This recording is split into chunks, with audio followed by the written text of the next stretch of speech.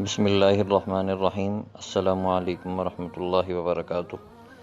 سامعین محترم، انسان کو جو بھی مصیبت پہنچتی ہے، وہ چاہے کسی بیماری کی صورت میں ہو یا کسی اور پریشانی کی صورت میں ہو، وہ من جانب اللہ ہوتی ہے، لیکن اس کا سبب خود انسان کے اعمال ہوتے ہیں۔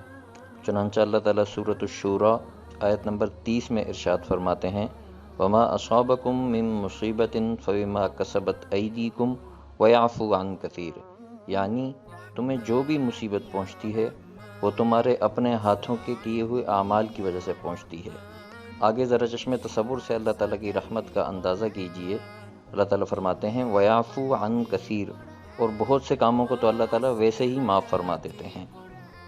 بہرحال انسان کو ہر حال میں، خصوصاً پریشانی کے حال میں، اللہ تعالیٰ سے رجوع کرنا چاہیے۔ آج کی اس ویڈیو میں آپ وہ آیت سیکھنے جا رہے ہیں کہ جسے پڑھنے سے آپ کو انشاءاللہ تکلیف میں راحت اور ہر پریشانی اور ہر غم سے نجات ملے گی۔ یہ وہ آیت کریمہ ہے کہ جس کی نسبت حضرت یونس علیہ السلام کی طرف ہے۔ آپ نے اس آیت کو اس وقت پڑھا جب آپ سمندر کے اندھیروں میں اور مچھلی کے پیٹ کے اندھیروں میں تھے، تو اللہ تعالیٰ نے اس آیت کے کثرت ورد کی وجہ سے آپ کو ان اندھیروں سے نجات دی۔ اب چونکہ اس آیت کریمہ کا تعلق حضرت یونس علیہ السلام سے ہے، تو مختصراً آپ کے سامنے حضرت یونس علیہ السلام کا واقعہ جو قرآن نے بیان کیا وہ بیان کر دیتے ہیں۔ تو قرآن مجید نے 3 جگہ حضرت یونس علیہ السلام کا واقعہ بیان کیا۔ سورہ یونس آیت نمبر 98، سورہ انبیاء آیت نمبر 87، سورۃ الصافات آیت نمبر 139 to 148 تک، جس کا خلاصہ یہ ہے کہ حضرت یونس علیہ السلام کو اللہ تعالیٰ نے عراق کے شہر نینوا میں نبی بنا کر بھیجا۔ آپ ایک عرصہ تک اپنی قوم کو ایمان کی دعوت دیتے رہے، لیکن قوم نہ مانی، تو آپ اللہ تعالیٰ کے حکم کے مطابق انہیں 3 دن کی مہلت دے کر اس بستی سے نکل گئے۔ جب قوم نے عذاب کے آثار دیکھے اور انہوں نے آپس میں مشورہ کیا کہ حضرت یونس تو کبھی جھوٹ نہیں بولتے، وہ نہیں ہیں، چنانچہ اللہ کا عذاب آ کر رہے گا، تو انہوں نے آثار دیکھتے ہی توبہ کی اور اللہ تعالیٰ نے ان کی توبہ قبول کی۔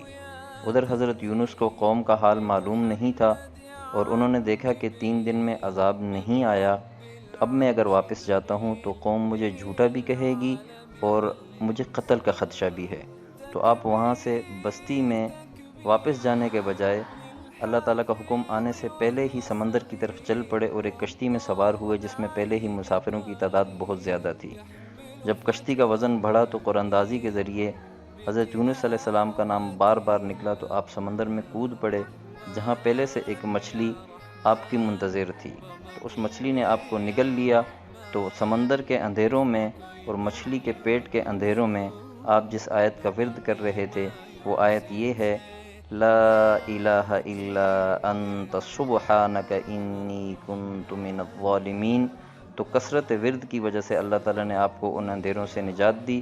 چنانچہ مچھلی نے آپ کو ایک میدان میں پھینکا، وہاں پر اللہ تعالیٰ نے آپ کے لیے ایک درخت اگایا۔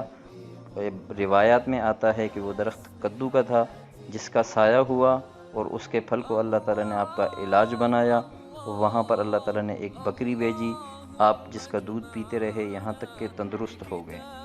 تو اس واقعے سے یہ معلوم ہوتا ہے کہ انسان پر کوئی بھی پریشانی آئے، کوئی بھی مصیبت آئے، تو اس آیت کا کثرت سے ورد کرنے کی وجہ سے اللہ تعالیٰ انسان کو اس پریشانی سے نجات دیں گے۔ آپ یہ آیت خود بھی یاد کریں اور اپنے بچوں کو بھی سکھائیں۔ دیکھنے کے لیے شکریہ۔ السلام علیکم ورحمۃ اللہ وبرکاتہ۔